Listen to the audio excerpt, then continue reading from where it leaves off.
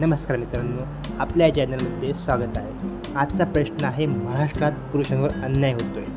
आपण पाहत आहोत महाराष्ट्रामध्ये एका साईडला मुलांवर कुठल्याही पद्धतीची कोणती स्कीम देतली जात नाही. महिलांसाठी लाडकी बहीण योजना असू द्या, मुलींना शिक्षण फ्री असू द्या, या सर्व स्कीम फक्त मुलींसाठी येतात. तर या मुलांसाठी का नाही, हा माझा महाराष्ट्र सरकारला प्रश्न आहे. आपण पाहत आहोत की समज एका घरामध्ये एक मुलगा आणि एक मुलगी आहे. बाप विचार करतो की अरे माझ्या मुलीला शिक्षण फ्री आहे, मुलाला का नाही. त्या बापाच्या मनात एक मिनटं प्रश्न येतो मित्रांनो की अरे मुलगा माझ्या पोटाला जन्माला येऊन काही पाप झालं का. आधी होतं मुलींचं मान्य आहे. तुम्ही सरकार म्हणून विचार केला पाहिजे की मुलगा आणि मुलगी हा भेद नको. आपण म्हणतो घरच्याला की मुलगी जन्माला आली तर असं होतं. मित्रांनो, आजकालचे लोक सुशिक्षित झाले, तर घरामध्ये मुलगा आणि मुलगी भेद होत नाहीत. पण सरकारच्या ह्या ज्या स्कीम आहेत ना, त्यामध्ये मुलं आणि मुलीमधला भेद वाढत चालला आहे मित्रांनो. मुलाला पण तुम्ही सवलत द्या ना, मुलीलाच का. हो, शिक्षण मुलींसाठी प्रिय मान्य आहे आम्हाला.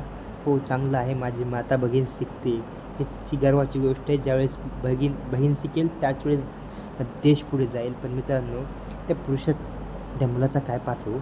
त्या मुलाला का फी माफ नाही आहे, त्याला पण द्या ना.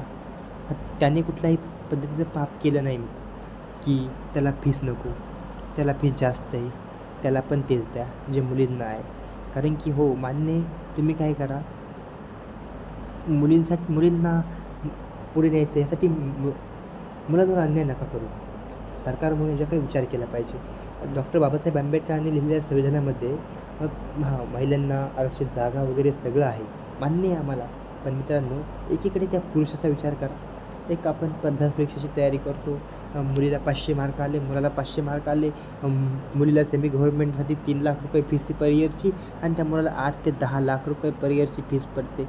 कशासाठी हे का, हा भेद का. मित्रांनो, यासाठी चॅनलवर असेच नवीन व्हिडिओ पाहण्यासाठी चॅनलला लाईक करा, शेअर करा आणि सबस्क्राईब करा. मी आपलाच डॉक्टर.